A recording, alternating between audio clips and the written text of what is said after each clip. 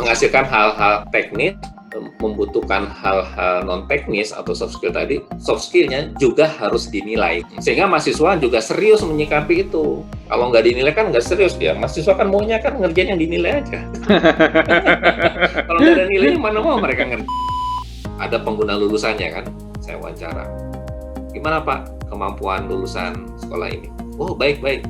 Baik itu gimana maksudnya Pak? Oh dia bisa menggunakan Excel, dia bisa menggunakan aplikasi. Standar itu lain. Iya, itu dibilang hebat. Jadi misalnya Mas Ahmad mensyaratkan, saya akan menerima programmer yang punya sertifikat Java, sertifikat C++, atau sertifikat Python, sertifikat apa gitu. Masalahnya sertifikatnya itu nggak bisa kita percaya. Nah itu dia. Jadi, jujur aja kalau saya sih. Betul.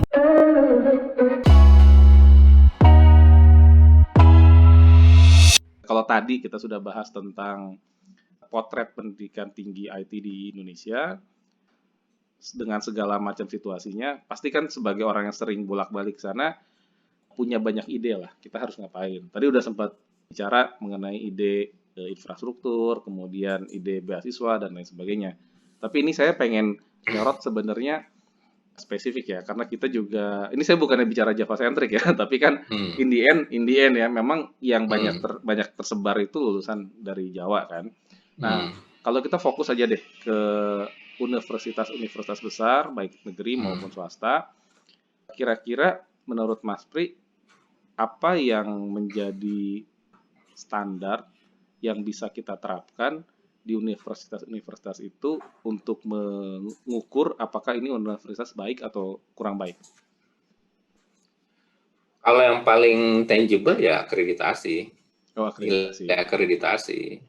Kalau nilai akreditasi itu prosesnya sangat komplit ya. Dia akan mengukur dari visi misinya, kemudian tata kelola perguruan tingginya atau program studinya, dia ukur tingkat kelulusannya, dia ukur masa studi mahasiswa, dia ukur waktu tunggu mahasiswa sebelum dapat kerja, ya, dia ukur dosennya, pendidikan dosennya, dia ukur jumlah pendidikan dosennya, dia ukur aktivitas dosennya untuk menghasilkan paper, dia ukur pengabdian pada masyarakat dosen-dosen dan mahasiswanya, dia ukur keuangannya, ya, itu komplit. Instrumen yang dilakukan oleh Badan Akreditasi Nasional Perguruan Tinggi itu untuk mengukur mutu dari sebuah perguruan tinggi. Nah, Mas Pri masih percaya nggak bahwa universitas itu sesuatu yang mandatori, sesuatu yang penting untuk orang itu bisa berhasil di dunia kerja? Tidak mandatori, tapi memperbesar peluang untuk orang bisa masuk ke dunia kerja. Wah, diplomatis jawabannya. Memang faktanya begitu kan? Iya. Saya sih selalu melihat begini. Jadi orang yang kuliah itu bukan yang utamanya bukan kemampuan teknisnya sebetulnya yang dilatih, yang dia peroleh, yang dia membekali dirinya. Tapi kemampuan menyelesaikan masalah. Problem solving. Iya, itu yang lebih penting ketimbang urusan teknis. Ada yang kedua sih, networking. Benar kan? Karena kemampuan teknis itu nanti menjadi aspek yang kalau di dunia kerja Mas Aman terima tadi, sebenarnya kalau menerima yang nggak terlalu hebat banget tapi punya semangat belajar, itu learning curve-nya juga bisa cepet tuh, ya. Sehingga kompensasi yang diberikan juga nggak usah tinggi banget dibandingkan orang yang sudah matang misalnya.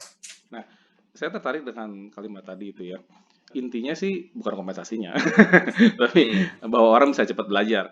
Karena begini, di tempat saya paling tidak atau di banyak tempat lain, itu kita juga menerima orang-orang, programmer bahkan gitu ya, yang background-nya bukan computer science atau information system. Ada yang dari, masih mending kalau background-nya fisika, itu masih oke lah, matematika masih oke. Ini ada yang dari sastra misalnya, ya kan? Nah, kenapa kok bisa sampai diterima? Ada dua. Yang pertama, banyak di antara mereka yang ikut sekolah coding. Nah, ketika mereka ikut sekolah coding sekian bulan, mereka belajar, yang kita lihat adalah bahwa mereka punya kemampuan belajar yang cukup baik. Dan kita percaya bahwa orang kalau punya kemampuan belajar cukup bagus, grade-nya bagus, itu in the end akan berhasil. Dan banyak di antara mereka yang akhirnya itu overcome orang-orang yang lulusan CS. Nah, kalau kondisinya kayak begini, pertanyaannya adalah seberapa relevan pendidikan IT ini kok bisa sampai ke salib sama orang yang modal semangat aja? Iya, betul, betul sekali. Saya setiap kali melakukan akreditasi, assessment ke perguruan tinggi, kan mewawancari pengguna lulusan istilahnya. Ya. Ya, employer kayak Mas Ahmad ini. Mereka rata-rata menjawabnya begini, secara kemampuan teknis, cukup lulusan dari sekolah ini. Walaupun definisi cukupnya beda ya antara perguruan tinggi besar dan perguruan tinggi biasa ya. Tapi secara teknis, kebutuhan industri tempat mereka bekerja itu memadai apa yang dimiliki. Yang kurang apa? Soft skill. Komunikasi, teamwork, kemampuan problem solving, gitu ya. Itu yang kurang. Dan di antara orang-orang IT, di antara bidang-bidang studi, orang IT yang relatif paling kurang tuh. Nah, paling lemah urusan-urusan soft skill. Kalau gitu, gimana caranya supaya pendidikan IT kita bisa selaras dengan pendidikan soft skill-nya para lulusan itu? Ya, diperkuat. Gimana? Di mata kuliah. Jadi gini, beban saya kebetulan juga di lembaga akreditasi internasional ya. Kami Indonesia baru membuat lembaga akreditasi nasional untuk engineering dan computing. Nah, kita merefer ke ABET, kalau pernah dengar ABET, American Board of Engineering Technology gitu. Mereka untuk yang computingnya, mereka punya 5 kriteria lulusan komputer, graduate attribute istilahnya, of computing. Dari 5 atribut ini, hanya 2 yang aspek teknis. Kemampuan ini menarik, desain.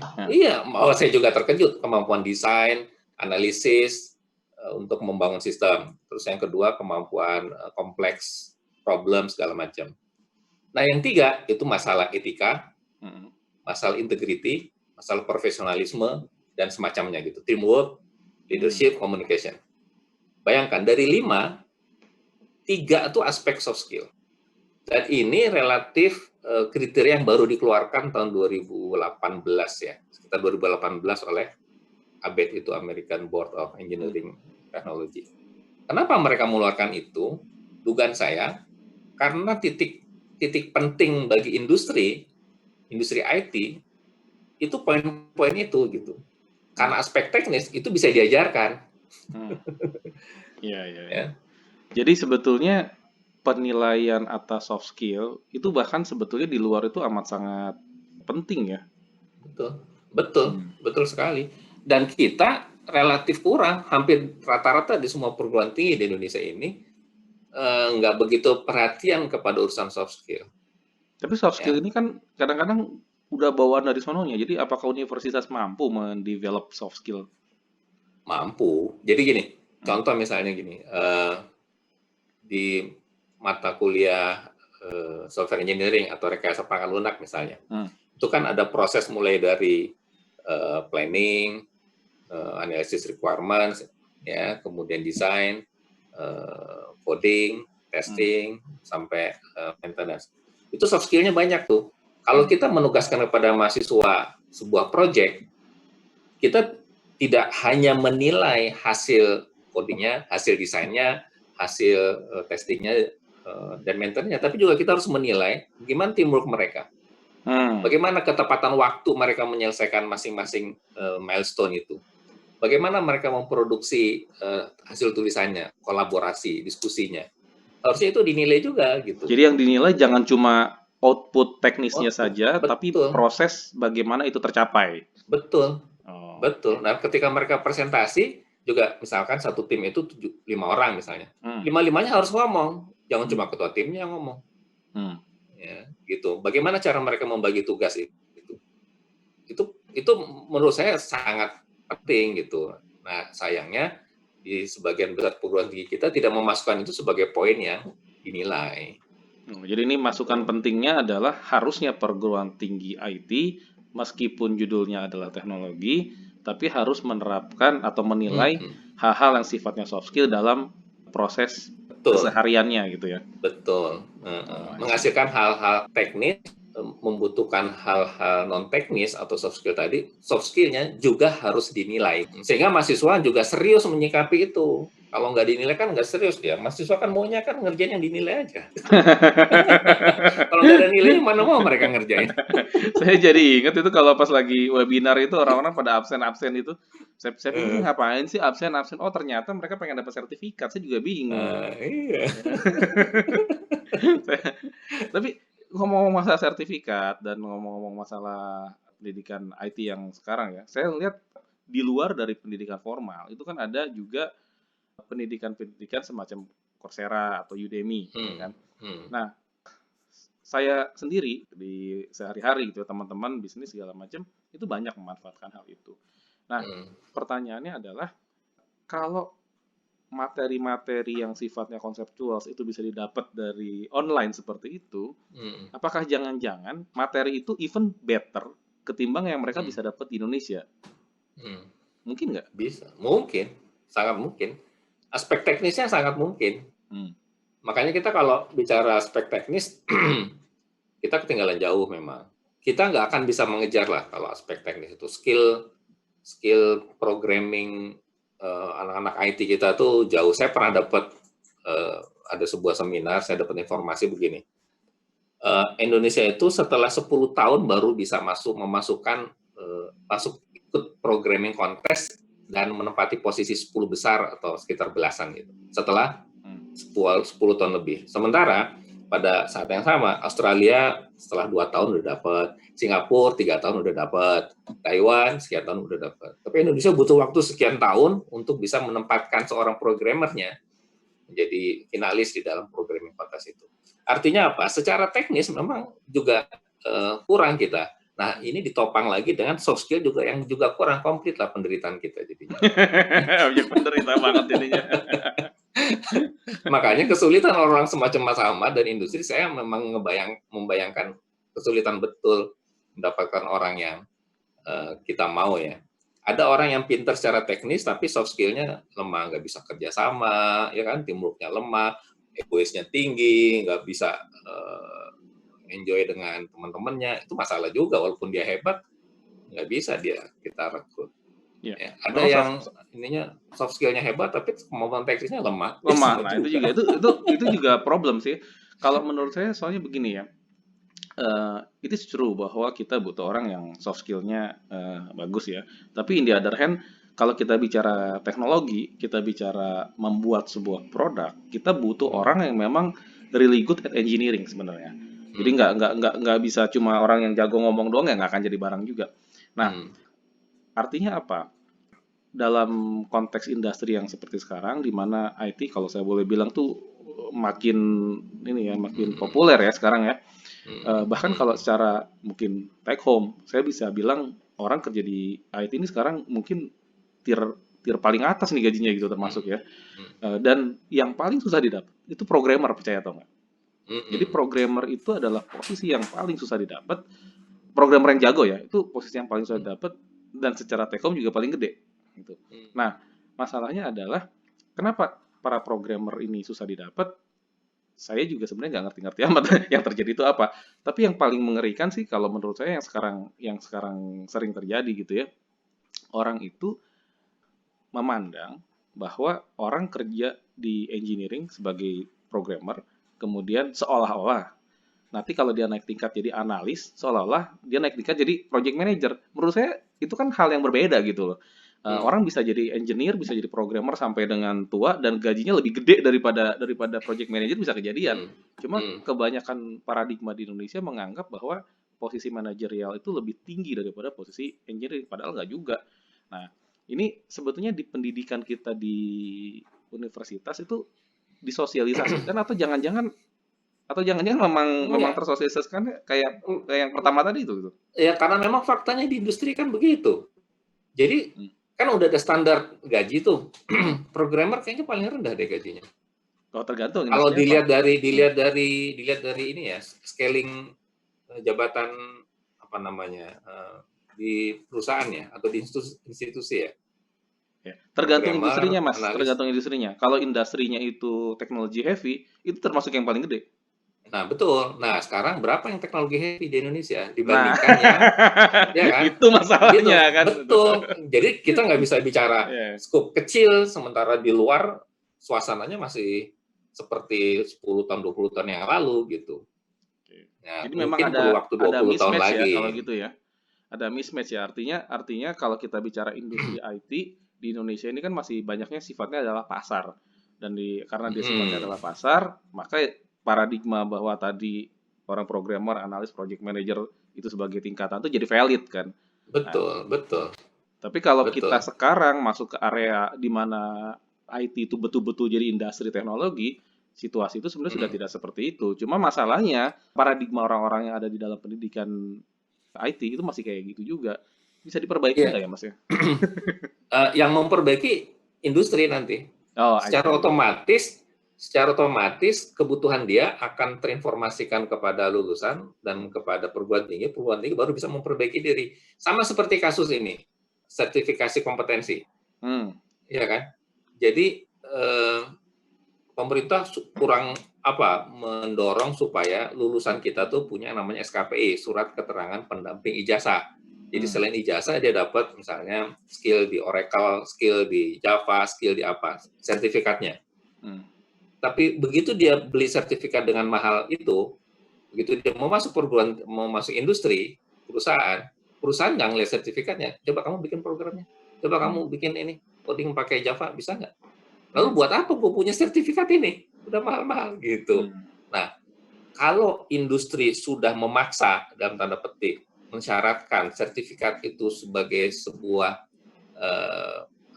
syarat wajib yang harus dimiliki oleh lulusan, maka perguruan tinggi pasti akan mewajibkan lulusannya punya sertifikat gitu. Sama seperti di luar negeri kan, saya pernah dapat cerita tuh, kita biasa mengekspor suatu produk tertentu ke Korea. Tiba-tiba orang Koreanya nanya, ini yang bungkus-bungkusin barang ini punya sertifikat nggak? Nggak punya. Langsung dibatalin itu semua produknya. Nge-packing tuh harus punya sertifikat mempacking barang gitu. Nah, bangsa ini belum sadar masalah itu. Kenapa nggak sadar? Industrinya nggak memaksakan orang untuk sadar. Coba misalnya Mas Ahmad mensyaratkan, saya akan menerima programmer yang punya sertifikat Java, sertifikat C++ atau sertifikat Python, sertifikat apa gitu. Pasti Masalahnya sertifikatnya itu nggak bisa kita percaya. Nah, itu dia. Jadi jujur aja kalau saya sih. Betul. Dan bukan cuma Mas Ahmad, industri lain juga begitu. Saya nggak percaya sama sertifikat. Saya mau ngetes sendiri. Betul. Nah, karena suasananya begitu, lalu buat apa sertifikat? Lalu buat apa pemerintah membentuk Badan Nasional Sertifikasi Profesi? Nah, ini menarik banget nih. Jadi sebenarnya kalau kita bisa menciptakan mekanisme sertifikasi yang valid, itu banyak sekali orang terbantu. Industri nggak usah retest, orang-orang juga punya standar kompetensi yang sesuai dengan kebutuhan pasar dan lain sebagainya ya. Nah, ini sertifikasi ini sudah sejauh mana dieksekusi oleh teman-teman di pendidikan? Di dunia IT itu, saya kasih gambaran ya. Australia itu punya namanya SKKNI, sertifikasi something lah ya, tentang sertifikasi tentang kompetensi IT. Australia itu punya buku kompetensi IT itu 4.000 halaman. Betapa banyak dan betapa kompleksnya untuk jadi programmer misalnya, dia harus menguasai A, B, C, D, E, F, G, bla bla bla gitu. Indonesia baru menyusun. Kita baru sampai sekitar 200-an unit kompetensi IT.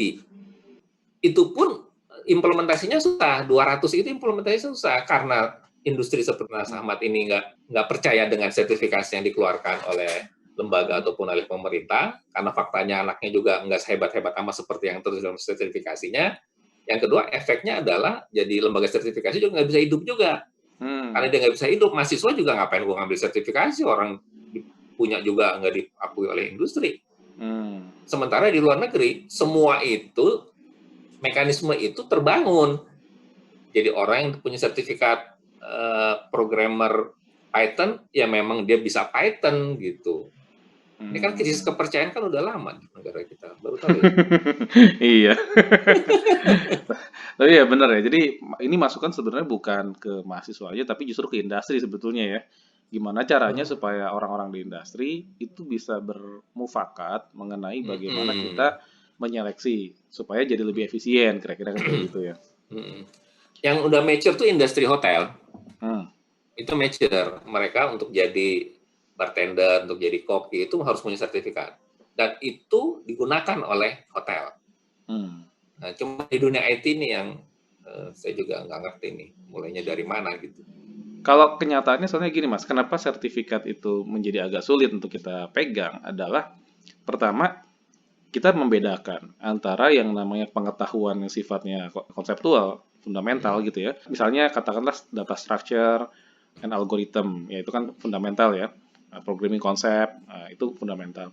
Nah, dengan pengetahuan yang sifatnya praktikal, kayak misalnya ya bisa bikin aplikasi pakai React Native misalnya gitu, itu praktikal kan, atau bisa bikin aplikasi pakai framework Spring misalnya gitu, itu praktikal. Nah, kenapa kita pisahkan? Karena kita punya belief bahwa orang yang konseptualnya itu bagus, dia belajar praktikal tuh hitungan hari gitu kan. Nah, kalau saya di kantor tuh istilahnya kayak gini, orang kalau konseptualnya bagus, 2 hari dia bisa, 2 minggu dia jago, 2 bulan dia nggak ada yang bisa ngalahin. Nah, jadi harus benar-benar serius lah itu di situ. Nah, kalau sertifikasi ini sifatnya itu praktikal, maka sebenarnya ini enak. Sekarang banyak loh sertifikasi kayak misalnya Udemy itu banyak orang saya udah ikutan kayak gini paling nggak tinggal saya tes aja ya kan, tesnya tetap ada tapi paling nggak saya pas lagi masukin orang itu nggak sembarangan masukin orang gitu loh, jadi kan capek juga ngetes banyak orang kan. Nah tapi kalau yang sisi sebelah kiri ini loh yang konseptual ini kan sebetulnya ijazah sekolah ya kan. Iya, sertifikasi memang praktikal semuanya. Iya, oke. Praktikal. Dan bisa network, bisa instalasi network gitu, bisa membuat database, programming gitu, praktikal semuanya. Cuma kan proses tesnya, saya kebetulan pernah ikut juga jadi asesor kompetensi. Jadi proses tesnya itu memang lebih banyak wawancara, kemudian uji program-program sederhana gitu. Jadi bukan tes itu ya, bukan tes betulan gitu ya? Bukan tes betulan. Itu ya, dan memang yang nggak tahu ya mulainya dari mana ini cerita ini. Harusnya memang sepakat kata Mas Ahmad tadi, industri harus memaksa itu. Mulainya harus dari industri, sehingga nanti perguruan tinggi akan sadar itu dan dia memperbaiki situasinya, kemudian lembaga-lembaga sertifikasi profesi yang ada juga memperbaiki mutunya gitu. Harus dari situ. Harus dari situ ya. Menarik. Jadi ya bagus tuh. Jadi kalau situasinya bisa kita bikin kayak gitu. Nah, kalau dari Mas Pri sendiri, kalau misalnya nih ya ada satu saran terkait sama how we can improve our IT educations, cuma boleh ada satu, apa tuh?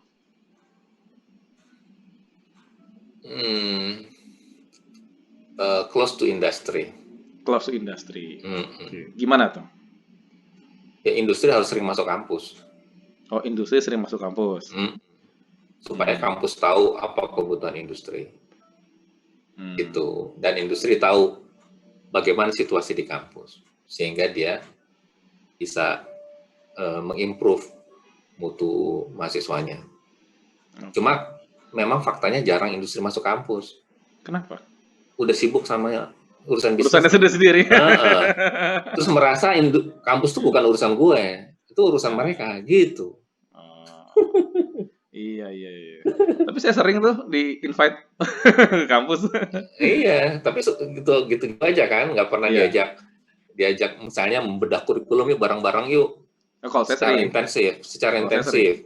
Oh, bedah apa cuma ngasih jadi narasumber? Ngasih masukan aja. Iya, nggak sampai bedah.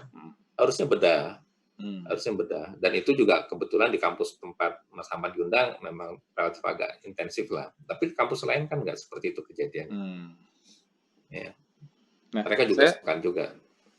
Satu hal adalah saya sepakat ya kalau misalnya industri harus dekat sama kampus ya.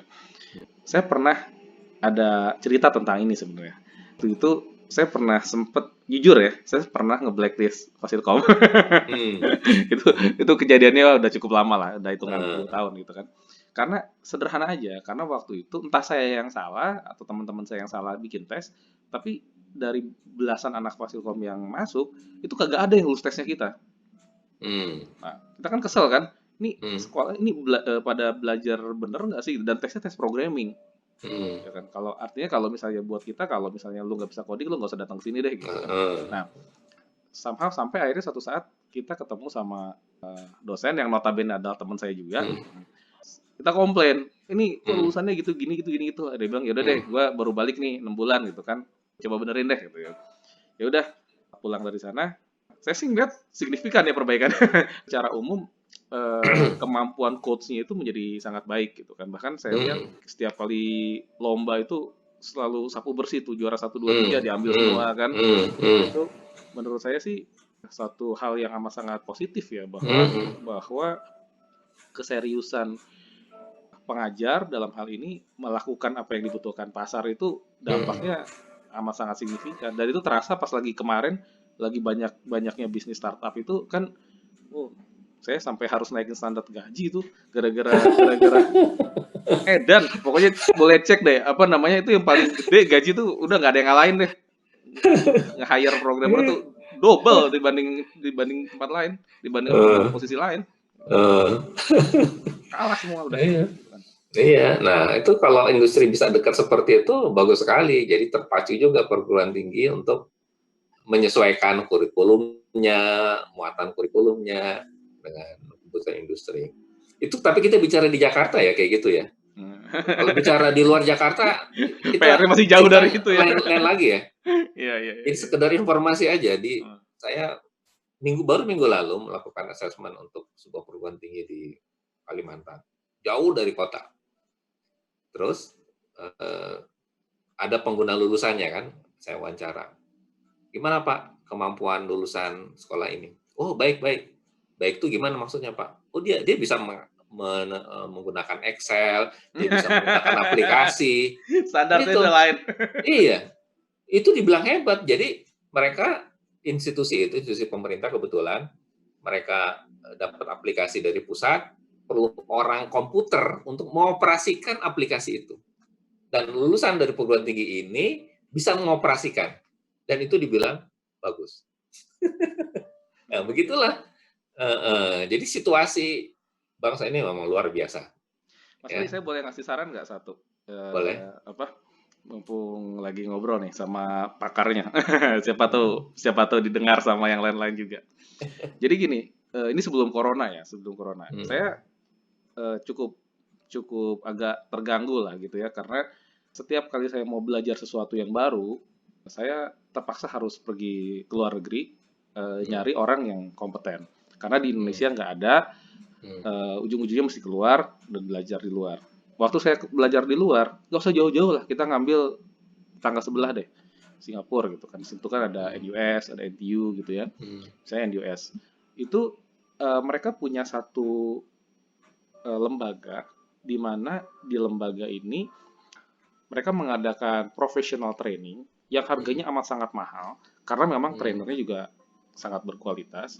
Hmm. Tetapi for Singaporean citizen itu Hmm. disubsidi Murah. 70%, ya kan? Hmm. Contoh, saya waktu itu ambil Certified Scrum Master. Itu cost-nya $3.000 Singapura, cuma 3 hari Hmm. training. Wah. Nah, Singaporean hanya perlu bayar 30% dari itu, $900. Sorry, 20%-nya, $600 mereka hanya perlu Hmm. bayar. Hmm. Gilanya saya ternyata Iya. satu-satunya orang yang bayar $3.000 di situ. Nah, saya sebel kan gitu kan. Eh. Saya pikir ini bisa nggak sih pemerintah kita atau lembaga-lembaga tertentu di Indonesia itu mengadakan professional training bekerja sama dengan universitas yang bagus lah, sama UI, sama ITB, UGM, Hmm. ITS, whatever Hmm. lah gitu ya, Hmm. untuk kemudian mendatangkan orang yang profesional, dicas mahal nggak apa-apa, tapi Hmm. di ini aja dibagi gitu. Jadi ada orang yang memang bayarnya mahal, ada yang bayarnya nggak terlalu mahal, subsidi lah gitu ya. Nah, sehingga skill itu bisa benar-benar kita dapat dari luar. Itu satu. Itu kalau boleh ya. Jadi secara biaya lebih ringan bagi teman-teman yang belum berkarya terlalu lama kan, baru kerja atau gimana. Apalagi zaman sekarang itu kan sudah bisa pakai Vicon misalnya. Siapa tahu tuh tidak perlu menghadirkan orangnya datang ke sini, tapi ya Vicon aja, cuma mekanismenya dibikin gimana lah gitu. Yang pasti orangnya itu dibikin hadir gitu kan. Nah, tuh bayangin aja satu kelas itu ada 50 orang. 50 orang, hampir lah 50 orang. Cost-nya $3.000. So basically dia ngajar 3 hari, dia dapat $150.000. Bagi 2 main US dapat $70.000 tuh kerja 3 hari. Lumayan banget kan. Ngajar cuma 3 bulan sekali di NUS. Nah, maksud saya bisa nggak sih pendidikan tinggi melakukan professional training yang seperti itu gitu kan? Di Fasilkom bukannya ada Pusilkom itu, saya selalu dikirimin email tuh, training ini 5 hari, training ini. Tapi yang cari yang high profile banget, yang datangnya dari luar. Karena NUS pun juga datangnya dari luar. Bukan Singaporean gitu. Maksudnya pengajarnya gitu. Industri kira-kira mau ngambil nggak? Depends. Kalau industri mau ngambil, itu akan ada pasarnya. Tapi kalau udah mahal-mahal dibikin, industri nggak ngambil, dia dapat balik modal dari mana nanti? Harus ada hitungan bisnisnya ya? Iya. Contoh yang paling konkret CCNA itu, Cisco. Cisco tuh settle. Kenapa? Karena dia kan charge mahal tuh 5 juta kalau nggak salah seminggu. Mahal tuh ukuran Indonesia lah, 5 juta seminggu. Nah kemudian industri nyerap. Kamu punya sertifikasi CCNA nggak? Oh punya, masuk. Punya nggak bisa masuk. Nah kalau situasinya begitu, orang menyelenggarakan kursus-kursus mahal, ada yang nyerap, ada yang mau ngambil, pasarnya ada, karena industri akan menggunakan dan mengandalkan sertifikat yang dikeluarkan oleh lembaga itu. Ini masalah kepercayaan antara kita aja. Iya sih. Sama seperti TOEFL. TOEFL itu apa sih? Dia laku karena apa? Karena institusi yang mau menerima mahasiswa mensyaratkan TOEFL. Jadi dia laku tuh, lembaga TOEFL. Coba kalau nggak mensyaratkan itu, nggak laku dia. Kalau dari sisi saya sih sebetulnya ada dua. Terus terang saya nggak begitu peduli sama sertifikat kalau saya pribadi ya. Kalau orang pasti peduli ya. Tapi saya peduli dengan siapa yang mengajar sebenarnya. Karena orang-orang tertentu dia punya knowledge yang tidak ada di mana-mana kan. Nah itu yang kalau saya bisa ketemu, saya bisa nanya, saya bisa konsul, itu valuable banget and I will pay for it gitu kan.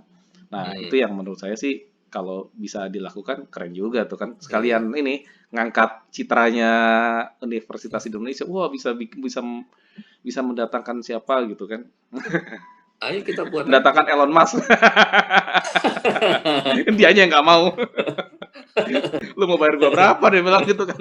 Nah itu dia. Kita bisa datengin mahal-mahal terus nanti nggak ada yang beli, produknya kan repot juga tuh. Siap. Tapi ya seru lah. Jadi intinya masukannya udah cukup banyak ya, mudah-mudahan bisa didengar sama para stakeholder. Tapi terus terang hal yang paling menarik buat saya tadi adalah bahwa ternyata memajukan pendidikan IT itu bukan cuma ada di universitas tapi juga ada di industri ya. Jadi industri itu punya tanggung jawab baik untuk misalnya tadi berperan serta dalam hal sertifikasi atau masuk ke dalam kampus supaya kurikulumnya jadi lebih relevan. Itu kan sesuatu yang nyata yang sebenarnya bisa dilakukan oleh teman-teman kita di industri. Oke. Tambah sedikit nih. Ya. Kita cukup apresiasi orang IT apresiasi dengan Mas Nadiem, Mas Menteri kita ini, Nadiem Makarim. Dia kan bikin kebijakan Kampus Merdeka.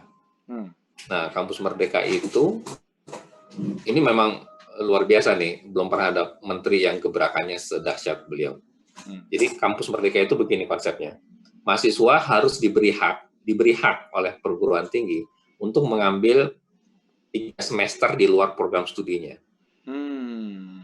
3 semester itu 1 semester di luar program studi di dalam kampusnya, 2 semester di luar kampus.